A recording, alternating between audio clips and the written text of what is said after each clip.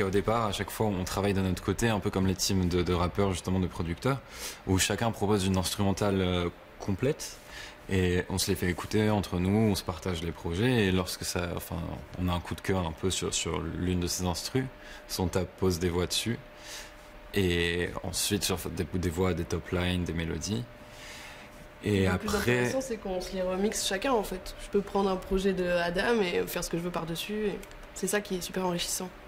C'est ça, des fois vraiment une partie se retrouve sur un autre morceau, des fois un morceau est vraiment un espèce de puzzle où on a pris des pièces de 3 ou 4 autres titres. Donc c'est hyper intéressant de travailler comme ça.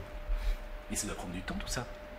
Ah mais oui, mais bien sûr. La gestation de HH, alors du coup, c'était combien? Je pense que par titre, il y a je sais pas combien d'essais, d'idées, C'est là l'idée jusqu'au boutisme extrême de cet album, c'est qu'on l'a composé, écrit, on a fait ce qu'on appelle les productions que Adam expliquait précédemment, et puis on l'a comicsé, on a réalisé la pochette, on a fait tout pour en être fier et on l'est.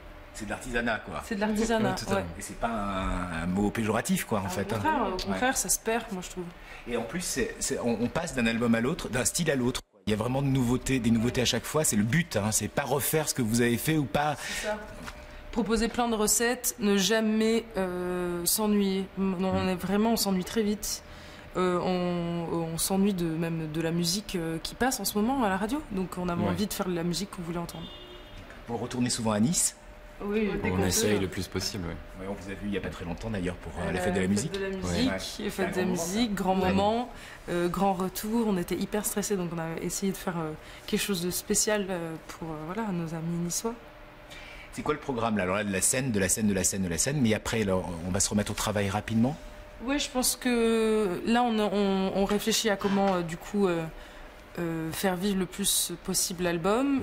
On va clipper sûrement un nouveau single à la rentrée.